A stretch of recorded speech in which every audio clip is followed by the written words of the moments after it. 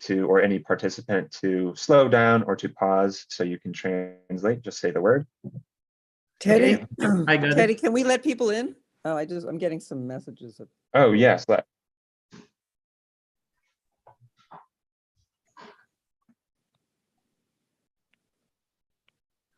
Great. Okay. It looks like we're up and running, so let's get started. Welcome everybody to this webinar, No War, No Warming, Environmental Consequences of the War in Ukraine. My name is Teddy Ogborn. I am the War is Not Green campaign coordinator with Code Pink, and I'm joined here with some really wonderful panelists for this webinar. We have Nancy Macias from Code Pink, Marcy Winograd from Code Pink, and we also have Alexei Vasiluk from the Ukraine War Environmental Consequences Work Group. Thank you all for being here. Before we hop into some introductions, I thought it would be really great to start sharing a video clip from the Washington Post that touches really well on the issue we are about to discuss. And so Maha, if we could get some help screen sharing that video up until that time code I shared with you, that'd be great. And then we can hop into intros.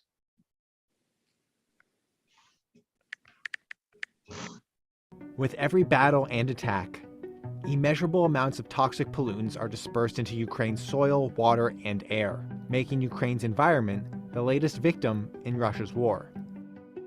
It's important to keep in mind that there's already a lot of toxic chemicals in industrial society, independent of military activities.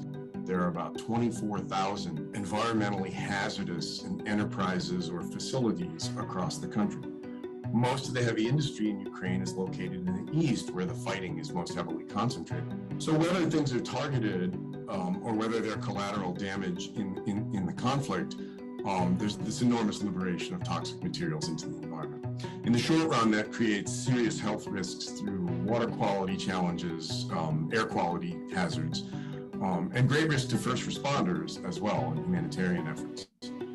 Ukraine's nuclear infrastructure adds another environmental vulnerability, as radioactive materials can cause genetic disorders such as cancer in plants, animals, and humans. The big concern when it comes to nuclear is some sort of a direct strike that would damage one of Ukraine's 15 nuclear reactors, which are concentrated at 4 sites around the country.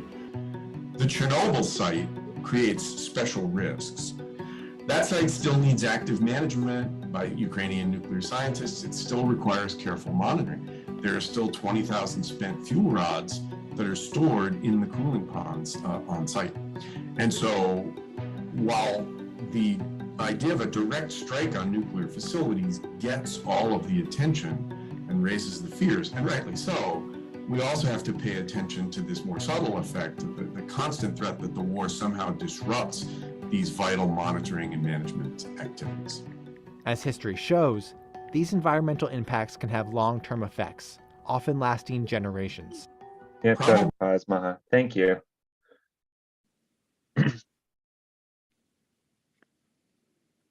So as we can see from that brief introduction from the Washington Post, the environmental threats posed by the war in Ukraine and war writ large are diverse, difficult to handle and to tackle, and require very specific attention and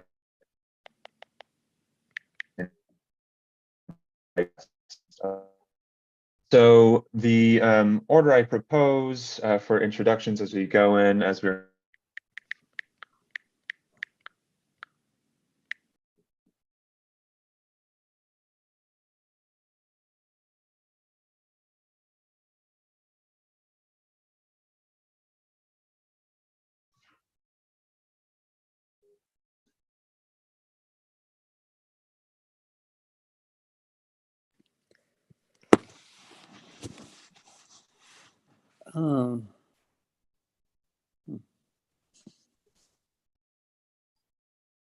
Looks like we have lost connection with Teddy.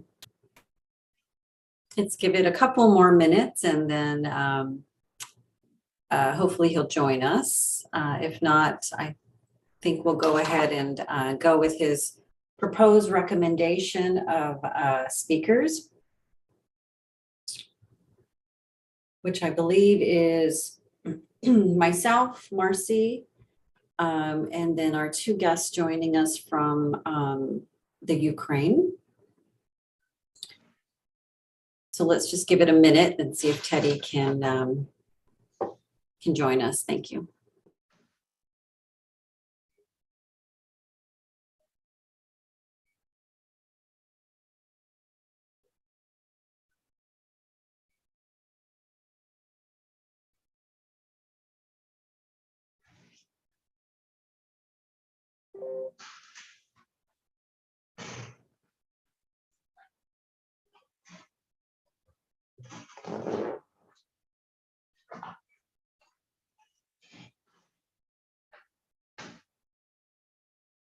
Okay, well, I'm just going to, oh, I think this is Teddy.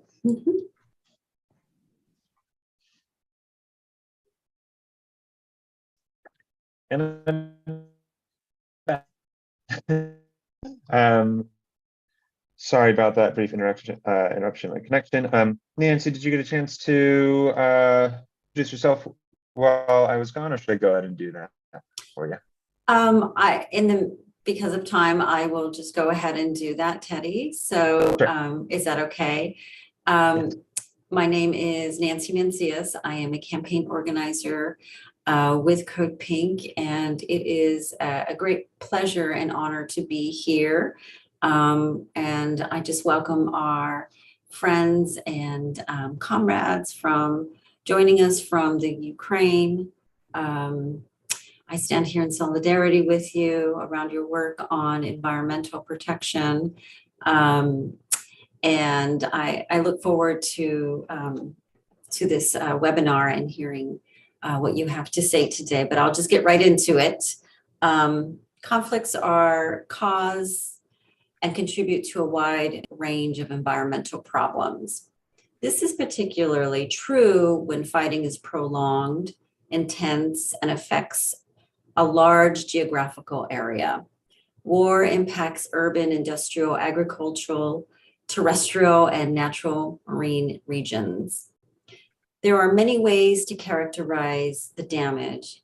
It may be direct or indirect, transient or permanent, widespread or localized, cumulative or unique, deliberate or incidental.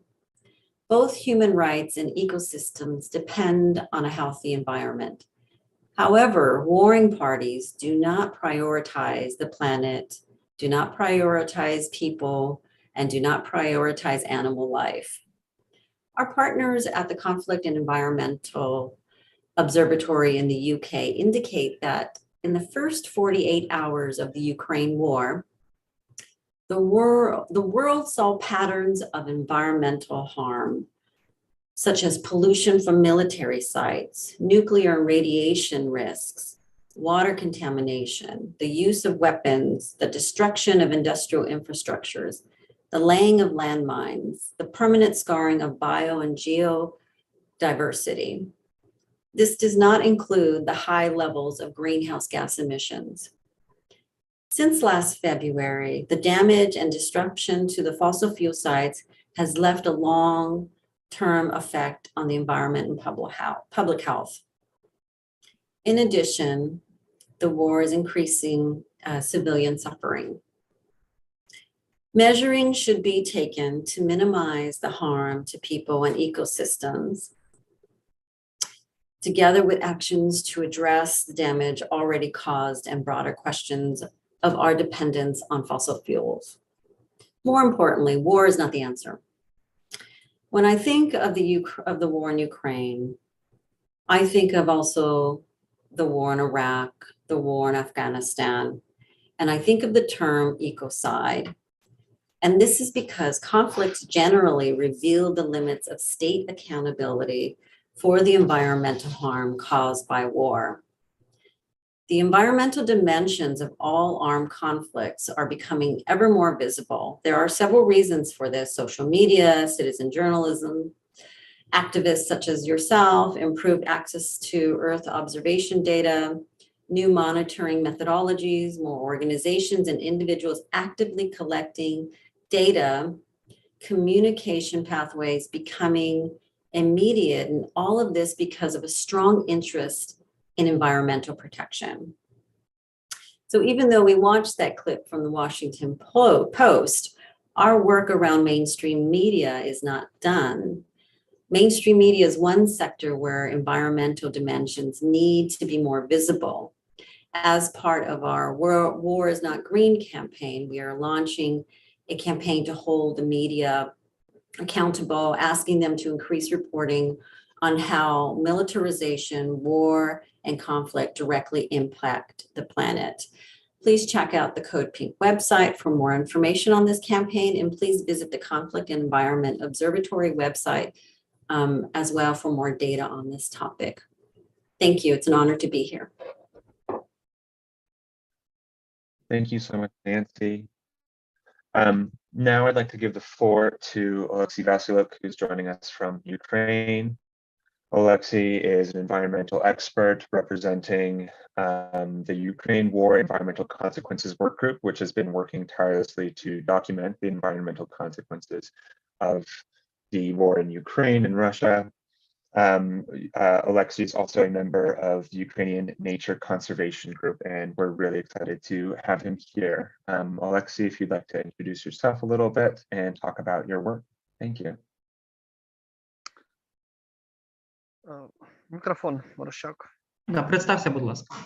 Так, ну, дійсно, я в Україні очолюю громадську організацію «Українська природоохоронна група», а також є учасником міжнародної групи ЮВЕК, власне, якою мене було представлено. Крім того, я є працівником Інституту зоології в Національній академії наук України і займаюся охороною природи, починаючи з 2000 року. Okay, my name is Oleksiy Vasylyuk. Indeed, you were right. I am the leader of Ukrainian Nature Conservation Group, the non-governmental organization that is dedicated, whose activity is dedicated to nature conservation in Ukraine. Also, I am a representative of UWEK, this international initiative, also I am the researcher at the Institute of Zoology, National Academy of Sciences of Ukraine, and through my whole life I have been working as a nature conservationist since 2000. Дякую. Особисто для мене є важливим вивчати екологічні наслідки війни саме для біорізноманіття, для природних ландшафтів і охоронюваних територій, тому що війна в такому вигляді, якою її зараз зробила Росія, це є найбільш руйнівний фактор, який за останні, мабуть, століття прийшов на територію, на природні території України. Yes, and especially I'm warned about the ecological consequences of war, especially in the form that Russia does this war, as it possesses a lot of dangers for natural biodiversity, natural and wild ecosystems. And to my mind, during the last 1,000 years, this is the biggest and the most massive disaster for Ukrainian wildlife. Ще щось? В плані представлення, мабуть, все. Я потім розповім більше. Yeah, and I think that it's all, and Oleksiy will tell us more information later, answering your questions. Great, thank you so much, Oleksiy. Lastly, I'd like to bring up Marcy Winograd from Code Pink. Marcy Winograd is the coordinator of Code Pink Congress. She's a longtime anti-war activist who served as a 2020 DNC delegate to Bernie Sanders and co-founded the Progressive Caucus of the California Democratic Party. Marcy's activism began in high school when she marched against the Vietnam War and later joined the defense team of Pentagon Papers whistleblower Daniel Ellsberg. Retired English and government teacher, Marcy blogs about militarism and foreign policy at laprogressive.com. On joining with Code Pink, Marcy says, I'm honored to work with such creative and committed activists and look forward to mobilizing co-sponsors and congressional votes for peace legislation. Wonderful to have you on board. Marcy, for this call, The floor is yours. Thank you. Thank you, Teddy. Thank you, Nancy, my colleagues at Code Pink, and really heartfelt thank you to our Ukrainian friends who are joining us today. I am with Code Pink. I co-host Code Pink Congress, and I'm also the chair of our Peace in Ukraine Coalition. I'll talk more about that in a minute, but first we just wanted to share a couple of photographs that bring to life the devastation that is occurring as a result of this war in Ukraine. So Teddy, if you can bring up the first photograph. Okay, so one of the issues is the attacks, these Russian attacks on oil storage facilities and chemical plants are releasing horrific particulate matter. You can see all this smoke. So air pollution is a serious problem as a result of this invasion, and not only the invasion, but the ongoing fighting and the US funding of the continuation of this war. If we can go to the next picture, we'll see some more evidence. There we have an attack on an oil, I believe this is an oil storage facility in Odessa. Fires raging across that area. And then what mention was made of wildlife. I've read reports of 50 to 100,000 dolphins washing up dead in the Black Sea as a result of some of the detonations there. Both sides involved with that. And then I read that there's a lot of deforestation underway. We see threats to our carbon sink as a result of kind of a free-for-all right now in Ukraine is what it sounds like. Our Ukrainian brothers would know more, certainly, but it sounds like people are free to cut down and deforest to sell the wood to survive. So those are just some photographs that are indicative of what we're facing in terms of environmental destruction. I do want to say that our Peace in Ukraine Coalition, we can bring up the website, Teddy. We are a coalition of over 100 organizations, most of them in the United States, but certainly not all, who are calling for a ceasefire, peace negotiations, and no more weapons to Ukraine. It's not that we want to see anyone defenseless. We certainly don't. We understand, however, that by sending more and more weapons, from rockets to missiles, now to tanks, we are continuing an endless, a perpetual war. Are you able to bring up that website? Or do I need to do anything? Peaceinukraine.org, and then we can see what kind of work we've been doing. Here we go. Oh, getting there. Okay, so it's peaceinukraine.org. No worries. We have been hosting weeks of action. We're in the middle of one right now where we're asking people to show up in front of their lawmakers' offices and protest the weapons flow. We say, this war is not going to be resolved, on the battlefield. It's going to be resolved through diplomatic efforts. Okay, so if we go to news and press up there and to the bottom, January weeks of action. Yeah, there we go. So we had a protest in New York recently. We also had one in San Francisco. If you scroll down, you can see a photograph from San Francisco, Silver Spring, Maryland. Stop the war, save the climate, yeah. And keep going.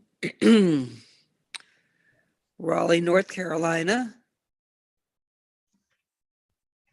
And yeah, there we go. Santa Barbara, that's where I am, in Santa Barbara, California, on Chumash land.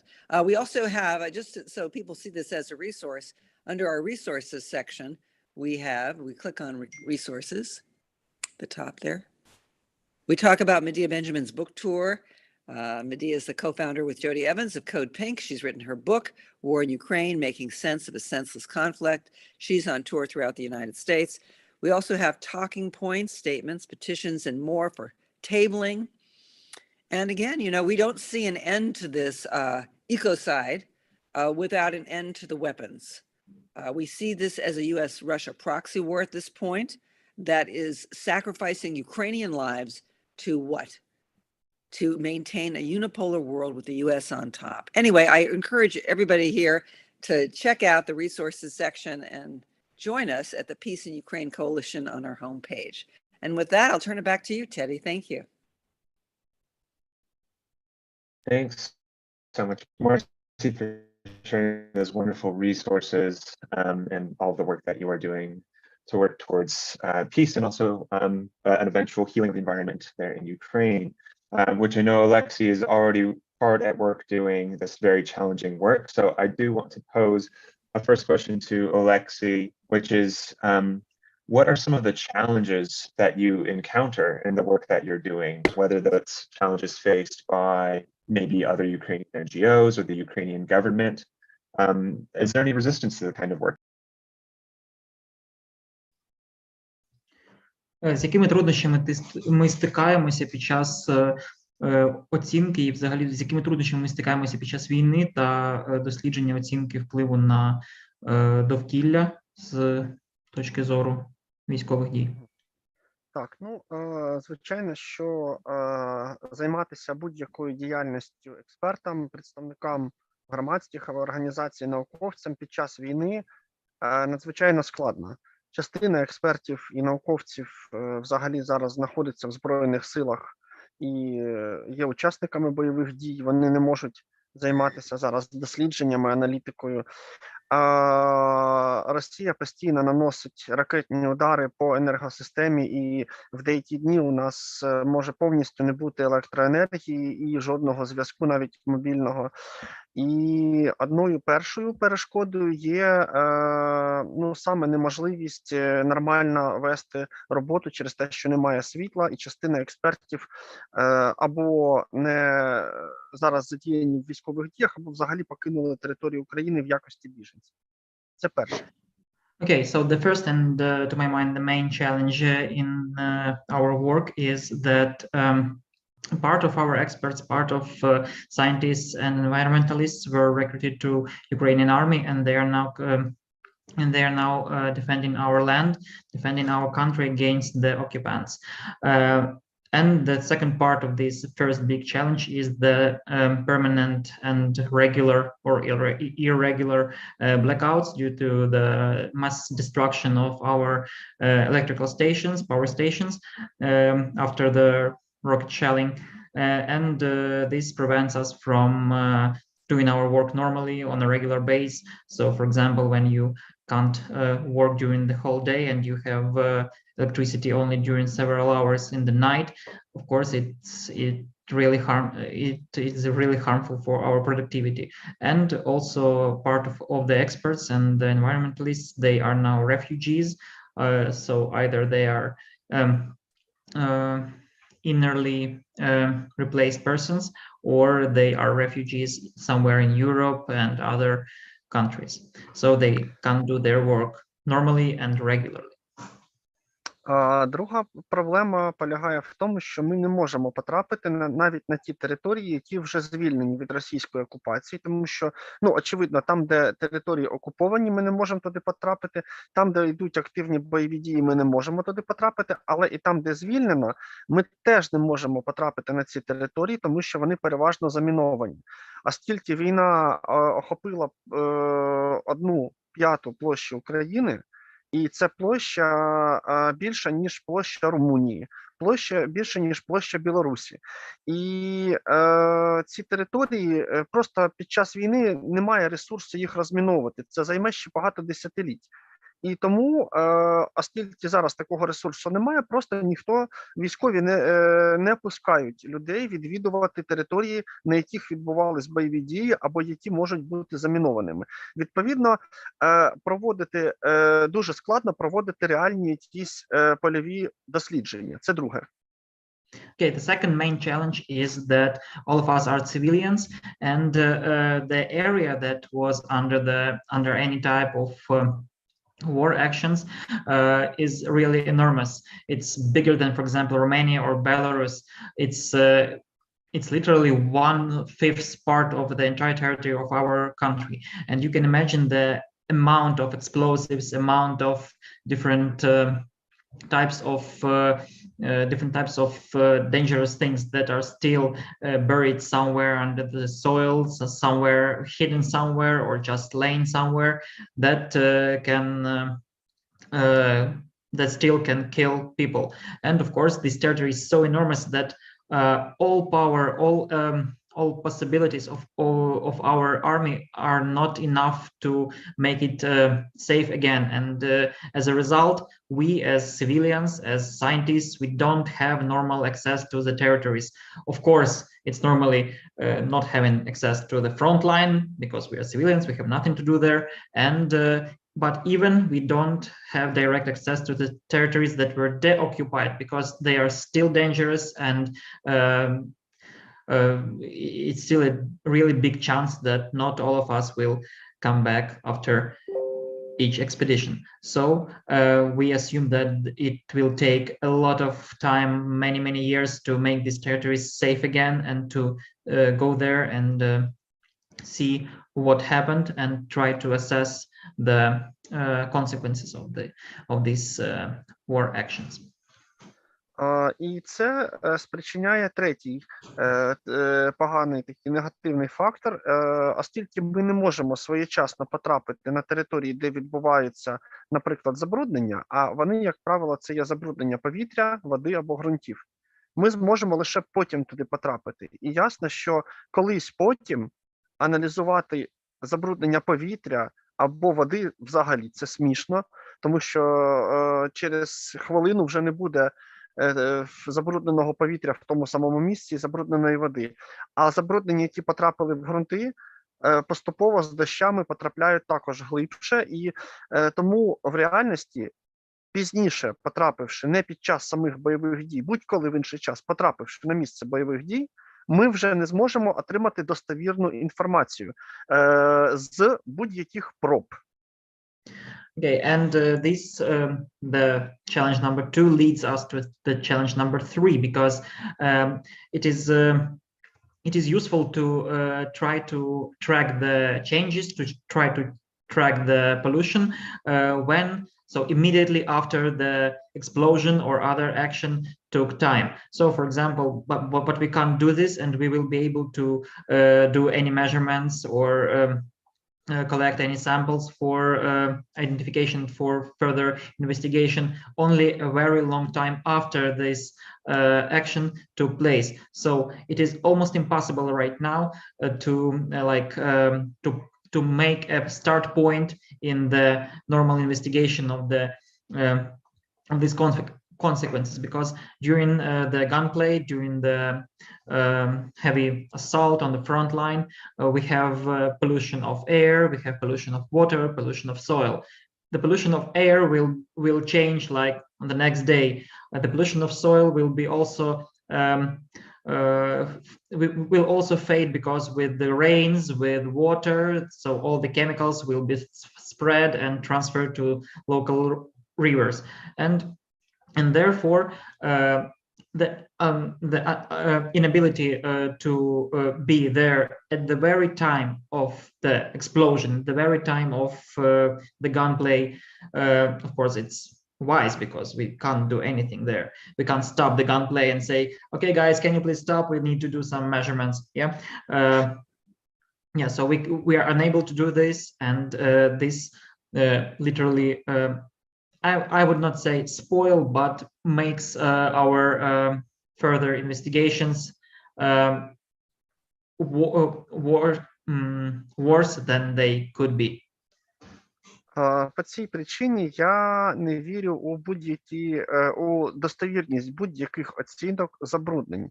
Яка кількість яких забрудників потрапила в довкілля, яку суму збитків це нанесло? Тому що ми не можемо достовірно отримати ніяких цифр, які би характеризували кількість забруднень води, ґрунту або повітря. And therefore, any types of assessments, any types of approximations, or any types of counts are arguable and cannot be believed on 100%, because none of them can really measure the amount of pollution, the amount of pollutants in the air or water or soil at the moment of explosion. And all the assessment, all the figures that we might see will have a really big part of approximation, a really big part of let us say theoretical calculations that are not based on the actual measurements. They will be actually based on some measurements, like for example on some polygons, on some, I don't know, on some trials, for example, when so the army can, for example, make an explosion and then allow to like collect the samples. But this is a really tiny part, and we don't believe that it gives us all the information that we need. І ще гірша ситуація, коли ми захочемо оцінити вплив на біорізноманіття. Ми можемо побачити наслідки війни, воронки від вибухів, згорівші території, місця, які були використані для будівництва окопів, фортифікацій.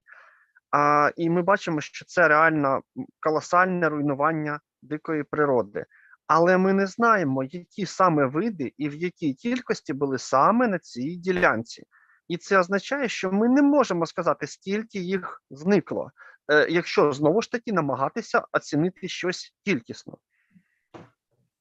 And the second point is that when if we try to assess the consequences for local biodiversity, for example, for plants and animals, it is even more complicated thing because, after the explosion, we can see a hole in the ground, we can see some burned machines, we can see burned trees, etc. But we can't tell what was the biodiversity in this time before the shelling, at the moment of shelling, at the moment of the war, and therefore we have nothing to compare with when we appear there after the war. So we can just track we can just see the results, but we will be completely unable to compare it without a big part of approximation in our assessments. Тому в роботі як Української природоохоронної групи, так і в роботі ЮВЕК ми стараємося не давати кількісних оцінок. Це чесно. Але це не означає, що ми не можемо давати експертні оцінки і усвідомлювати, які саме зміни відбулись у навколишньому середовищі. І тому нашою головною задачею є дійсно зрозуміти, що змінилося внаслідок війни, внаслідок російського вторгнення в нашій природі і на наших сільськогосподарських територіях. Тому що від цих знань залежить рішення, як далі поводитися з цими територіями в інтересах людей і природи. And that's why we in UNCG and in UVEC, we try not to give the numbers, we try not to give the counts, so the quantitative assessment of the consequences of war. But still, we, so as experts and as people who are closer to this situation, we still can give some qualitative assessments. And anyway, even without a correct and 100% believable numbers, qualitative assessments are also helpful, and they also help to understand what is going on and what might and what consequences might be. So it is a big part of theory, but still it helps. І мені здається, що дуже мало приділяється уваги, наприклад, в засобах масової інформації, тому що не тільки сама війна впливає на природу, не тільки вибухи і окопи, а і те, що війна спричинила колосальне переселення людей. 15 мільйонів людей, це третина українців, стали біженцями, з них 7 мільйонів виїхали за межі України. Це повністю змінює навантаження людської діяльності на природу. Another my concern is that that our media don't talk about other part of the war consequence, because all we understand that, for example, explosions, war machines, chemicals, and etc. on the front line, they are harmful. But sometimes we usually forget about the migration, so the wave of migration that the war caused. If I remember correctly, 15 millions of people, of Ukrainian population, had to move somewhere from their home places. So they either moved to other parts of Ukraine, or they are refugees now somewhere in Europe, America, and other countries. Approximately 7 million people left Ukraine since the beginning of the war, and you can only imagine how the balance changed. So how the balance in using of resources changed. So so to my mind, this part of war consequence should also be strongly addressed and discussed and taken into account when assessing the consequences of war. Because, for example, we cannot count the amount of explosives that are now in the soil, but we can count how much resources the people that are now refugees consume, and how they change the local balance. Можливо, багатьом людям це не сподобається, але забруднення в тих місцях, давай навіть, Олексій, давай навіть не так скажемо. Ви всі бачили відео місць, де в Україні триває війна. Відео, фотографії. Це місця, де сотні тисяч воронок від вибухів. І це території, які, на нашу думку, зараз забруднені вже настільки, що навряд чи можна буде після завершення війни там просто спокійно вирощувати продукти харчування. Швидше за все, в місцях, де були потужні бої, нічого не можна буде більше вирощувати. Люди не зможуть після війни повернутися на цих територіях до того життя, яке було до того. І, відповідно, наша задача зараз зрозуміти, в яке русло пустити майбутнє України після війни, щоб це було вигідно і людям, безпечно і для людей, і для природи. Тому що так, як було до війни, вже далі не буде. And the deepest part of my concern is that all of you saw the videos and photos, I think dozens of them, from the front line, with these huge craters from the explosions, with the burnt machines, with the dead soldiers, and so on. So you can imagine how much pollutants are now in the soil. And the worst problem is that even if war ends tomorrow or in a week, on these territories, people will have no opportunity. It will be prohibited to grow crops, to go back there for normal living. So all these territories, they are completely lost for decades, and they cannot be used anymore in agriculture, and for normal living of local population. And when the war ends, the biggest problem for Ukraine and for the whole world will be how we are going to build our future, taking into account that at least 1/5 part of our country cannot be used for normal living at all. So we will need to think how to organize everything so that both people that suffered a lot, who lost their homes, lost their relatives, lost their loved ones, can go back to their homeland and live in peace. And at the same time, how to allow nature to remain, how to allow nature to recover from this, and not lost the wild nature completely.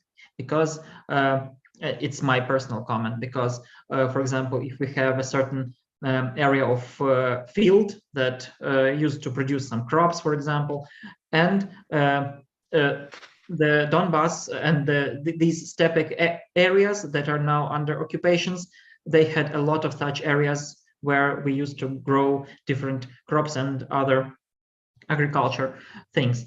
And now they are out of service, and nobody will be able to grow there anything because of explosives, because of pollutants, and all that grows there, any plant, any tomato that grows there will be absolutely prohibited for consumption. It will be dangerous. So this is also, and where to get the new areas for agriculture is a really big question. And and so far we have no answer for this, or we are afraid of having an answer for this. Thank you. Yeah, thank you so much, Alexei, for that really wide-reaching explanation of the regional consequences there on the ground. You know, the harrowing sights of war, like you said, are tragic already in the human loss associated with them, and now with the understanding of the environmental degradation that may last decades from now, it is really important for us to be having that conversation as we talk about pathways towards peace and healing the environment there at the site of the conflict. I believe Nancy had a comment in response to Alexei here. So Nancy, if you want to take that. Yeah, sure. Just really quickly, when I hear about prolonged effects, I think of Hiroshima and Nagasaki, and how the atomic bomb completely changed the landscape and changed the lives of tens of thousands, millions of people, and how long it's taken for that area to recover. And I just want to thank my Ukrainian brothers for being here today and for sharing their experience. And I just pray for a swift end to this war. But I really, what I wanted to comment on is we are part of a climate and militarism working group. We were at the COP27 in Sharm el-Sheikh, Egypt. And some of our partners participated in a side event with the Ukrainian Ministry for Environmental Protections and Natural Resources. And they did put out a report on the climate damage in Ukraine late last month. And I understand that trying to measure and trying to gather data in the midst of war is going to provide inaccurate samples or data. But there was an attempt to provide kind of an overview in this report. And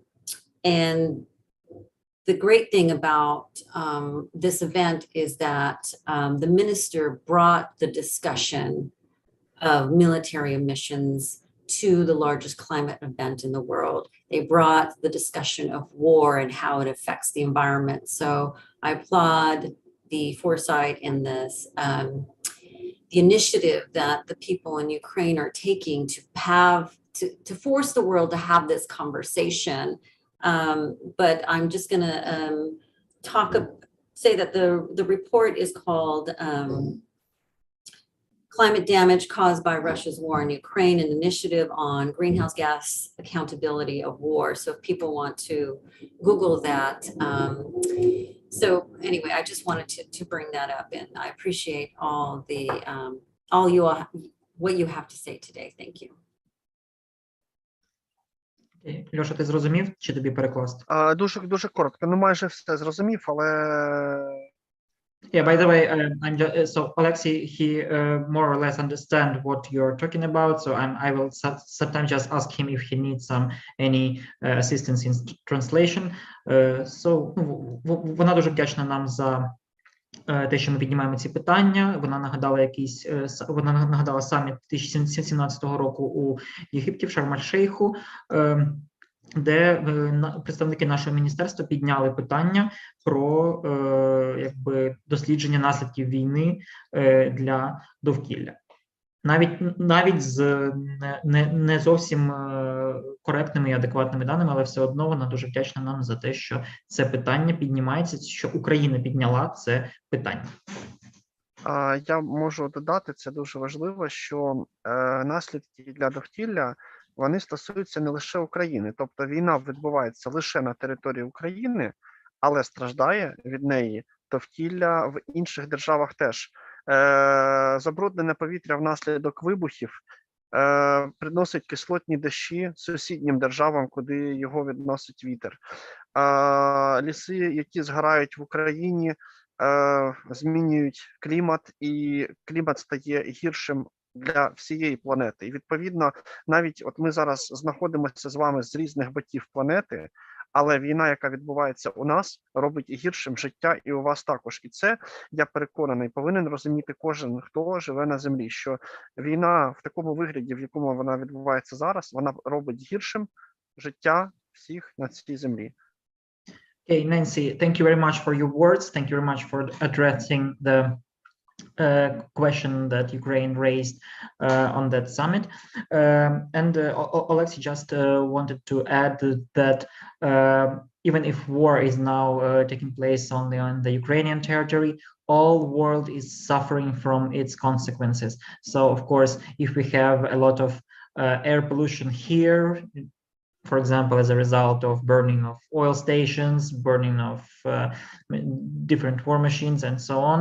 So it might cause acidic rains, for example, somewhere in USA, somewhere in the nearest countries. Or if we lose our forests somewhere on the front line, because on some photos you might see that all forests, they are just burned down. They are like spikes of a really giant hedgehog that is sitting in the ground because all the trunks of the trees are just burnt and they are just sticking out of the ground.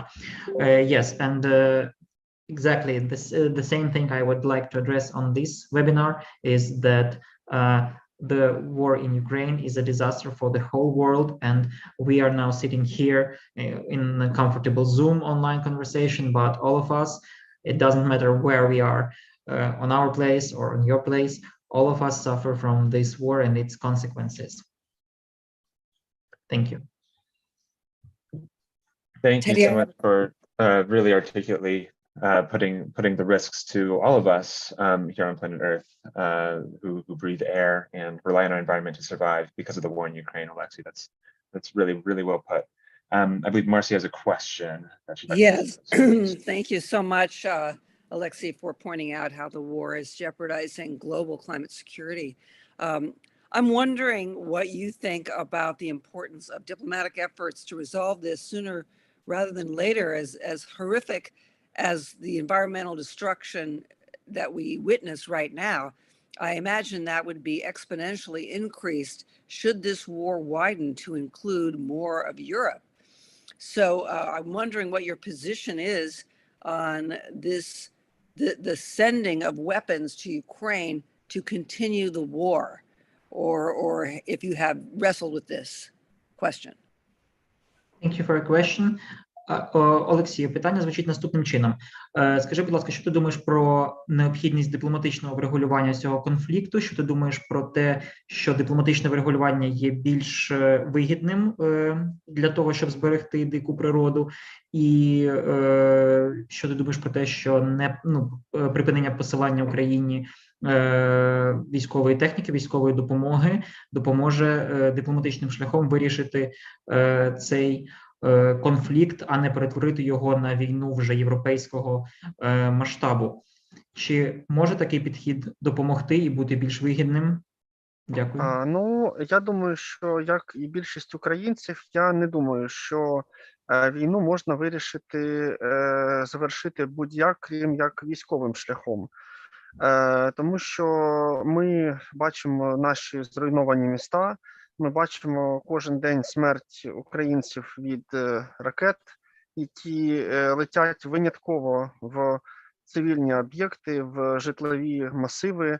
І ми бачимо величезну кількість українців, які були просто вбиті росіянами в мирних містах під час того, як ці міста були окуповані. Тому мені здається, що в принципі хороша ідея мирного врегулювання будь-якого конфлікту зараз не спрацює лише тому, що Росія налаштована перемогти будь-якою ціною. Росія не згодиться на мир, тому що її мета є захоплення України. І тому, в принципі, я людина, яка завжди була схильна до ідей мирного врегулювання, але зараз військове врегулювання – це є хоч якась гарантія збереження життів українців. Thank you very much for your question, Marcy. I think that you saw that a lot of people are now dying in Ukraine, especially in the occupied cities and in the de-occupied cities and towns like Bucha, Irpin, Hostomel, and so on. We found thousands of dead people, civilians actually, who were killed, who were murdered, and buried in collective graveyards, and so on. Actually, the whole idea of diplomatic end of the war, of any conflict, so the diplomatic end of any conflict is good, and it is beneficial and more preferable for all the sides, but it won't work in this particular situation because Russia is not aimed to stop this conflict. Its only aim is the occupation of Ukraine, occupation of our resources, destroy of our infrastructure, killing of millions and millions of civilian Ukrainians. And unfortunately, they have no intention, no visible intention for diplomatic for the diplomatic end of this conflict. Of course, we would be happy if the diplomacy helps to stop the conflict and to stop the war. But at this point, with this type of war that is going right now against us, unfortunately, it is impossible. Thank you. Ну, і я також додам, що так само, як і влада України, президент України, я також вважаю, що дипломатичний сценарій можливий після того, як Росія виведе всі свої війська з усієї території України. Тобто на даному етапі, коли 1/6 територія України захоплена росіянами і вони намагаються її захоплювати далі, неможливо шукати компроміс. Будь-який вихід дипломатичний можливий лише, будь-яке дипломатичне обговорення можливе лише після того, коли росіяни покинуть визнані світом межі України, кордони. Ну, тобто вийдуть за кордони України. And what is more, as our government and as our president stated many times in the media, we are ready for diplomacy. We are ready for a peaceful end of this conflict only after Russian military forces, after the occupants will leave the territory of Ukraine and all the territory of Ukraine in the borders that are internationally internationally witnessed at the moment of 1991 will be freed and we will have complete control on our territory. І поки цього не сталося, на превеликий жаль, українці змушені просто захищати життя своїх сімей. Це не є війна в розумінні, коли є дві сторони, які сперечаються за щось одне, за ресурс, за територію. Ні, це одна сторона, яка захищає життя своїх сімей від спроби знищити їх іншою стороною. Yeah, and the type of this war is quite simple. One part is attacking, and the other part is defending ourselves, defending our families, our children, and our lives.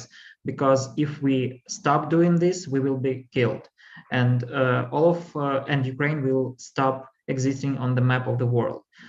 So until Russia stops these attacks, until Russia have its military forces on the territories of Ukraine that are internationally confirmed, unfortunately, this type of war can be won and can be ended only with the military approach.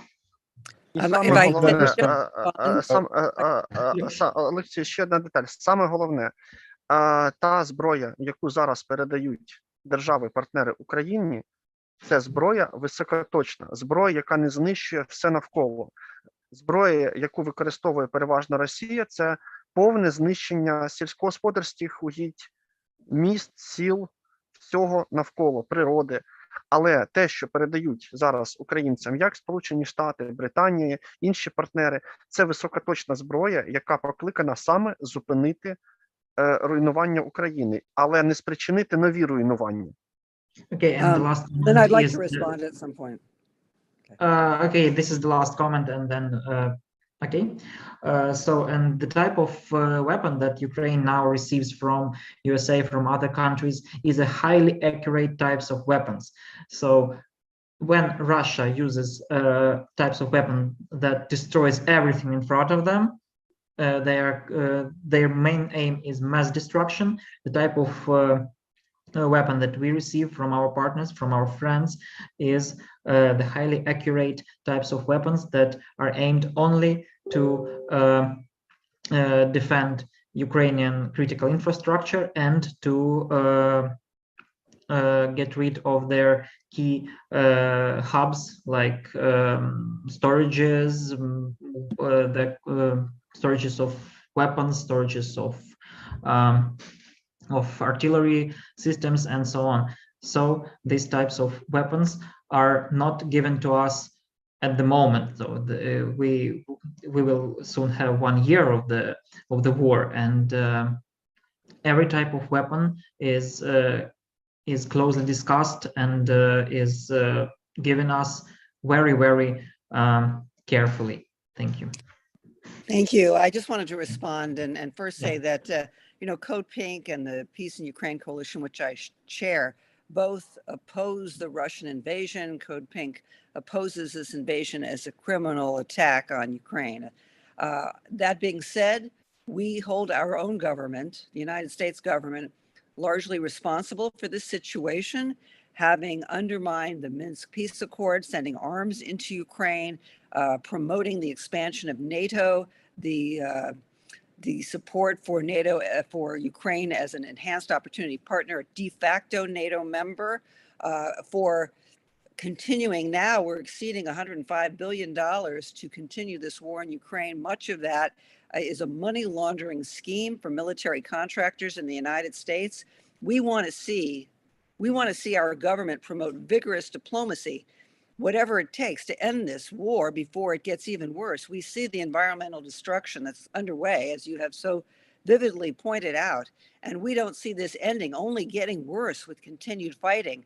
For every attack that is launched, either, you know, from the Russians or the Ukrainians, every counterattack and so forth, it just ups the ante. And we don't see a military solution short of a decades-long war, as we saw in Afghanistan, a wider world war that risks the use of nuclear weapons between the United States and Russia. So my message, or my hope, to our friends in Ukraine who are so concerned, as are we, about the preservation of our climate, of our environment, is to do whatever we can to push those involved to meet, to work out a diplomatic solution, and to stop all of the killing and the ecocide. Thank you. Okay, thank you very much. Олексій, тож, як наголошує Марсі, значить,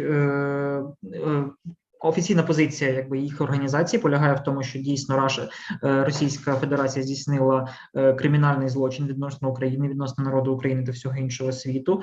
Проте її найголовніша проблема, яку вона намагається підняти і до якої вона намагається привернути увагу, це те, що керівництво Сполучених Штатів Америки продовжує насичувати цей конфлікт зброєю.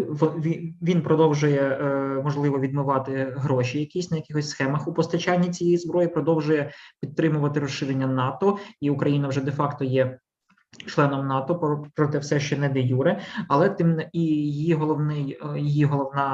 головне занепокоєння полягає в тому, що не видно чіткого кінця цьому конфлікту. Тобто вони в організації, я не знаю, чи це офіційна позиція організації, чи її особисто, ми не бачимо якби чіткого кінця цього конфлікту в тому вигляді, в якому він зараз продовжується і в якому він зараз підтримується керівництвом Сполучених Штатів. Єдиний меседж, який Марсі намагається до нас донести і донести до наших слухачів, це те, що ми маємо зробити все від нас можливе, все, що ми можемо, для того, щоб зупинити і скінчити цей конфлікт, поки він не переріс у взаємний обмін ядерними ударами між Сполученими Штатами та Російською Федерацією.